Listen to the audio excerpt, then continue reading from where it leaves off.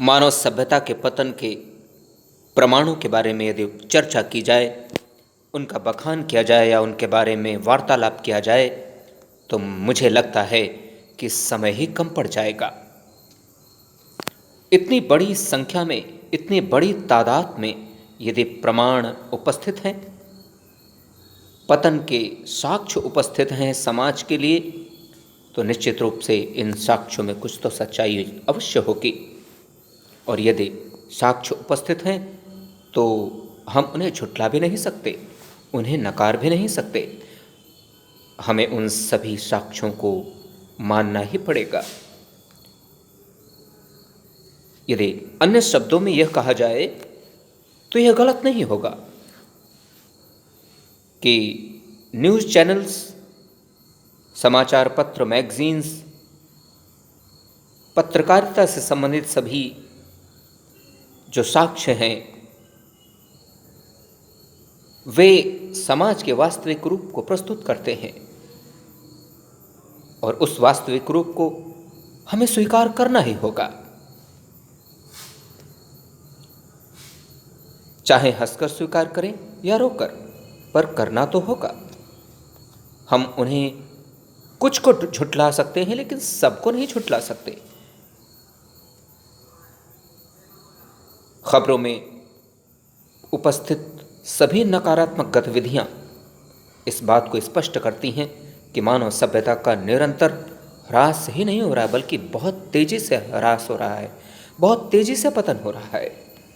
अब सवाल यह कि इसका जिम्मेदार कौन होगा, इस पतन का उत्तरदायी कौन होगा?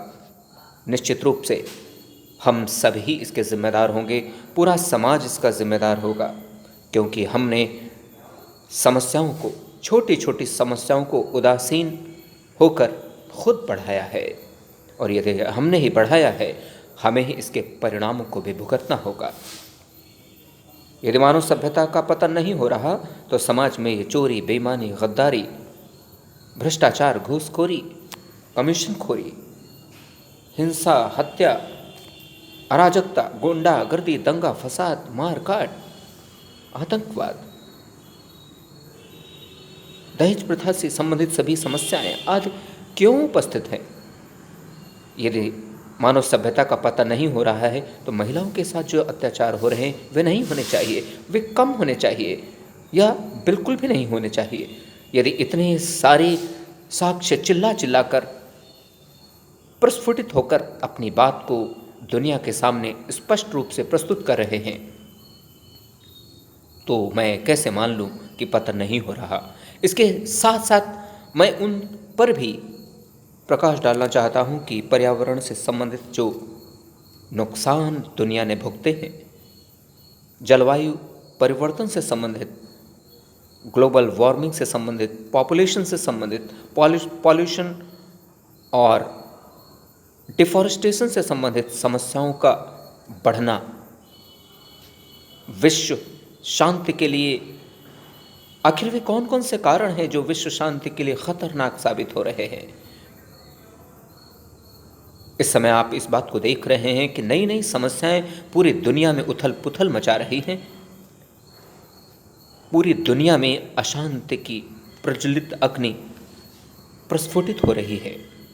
शायद कोई ही ऐसा कोना बचा होगा दुनिया का जो इन सभी समस्याओं से अछूता होगा, और यदि नहीं है तो कोई ना कोई तो उसका कारण होगा और कोई ना कोई उसका निराकरण भी होगा। और यदि निराकरण लाना है तो हमें प्रयास तो करने होंगे। सकारात्मक प्रयास ही इन समस्याओं के हल हो सकते हैं, इन समस्याओं के काट हो सकते हैं। इसके लिए महत्वपूर्ण है कि प्रत्येक व्यक्ति अपनी जिम्मेदारी को समझे। ये कुछ लोगों के द्वारा ही नहीं किया जाएगा, बल्कि पूरी दुनिया का प्रत्येक व्यक्ति यह निर्धारित कर ले कि उसे कुछ सिद्धांतों पर ही चलना होगा। दुनिया के बारे में, अपने साथ साथ दुनिया के बारे में भी सोचना होगा।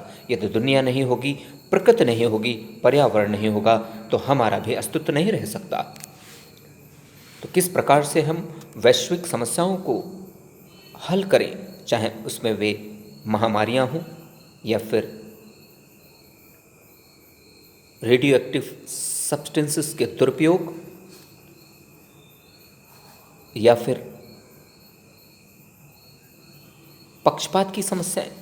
ये अनेकों समस्याएं हैं जिनको हमें बारीकी से समझना होगा, उनका अध्ययन करना होगा और यह मानना भी होगा कि मानव सभ्यता का पतन हो रहा है। यदि इस पतन के रोकने के लिए प्रयास नहीं किए गए, आवश्यक कदम नहीं उठाए गए, तो निश्चित रूप से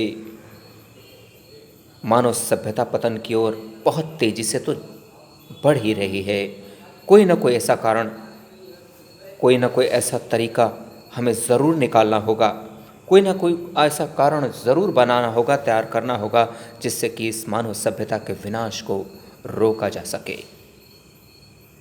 यदि अभी इस प्रयास को न किया गया तो आगे आने वाले समय में इसका परिणाम वह होगा जिसकी हम कभी कल्पना भी नहीं कर रहे होंगे। अब यह हम सब पर ही निर्भर करता है कि हम आगे क्या करते हैं और किन परिणामों को अपने आँखों से देखते हैं।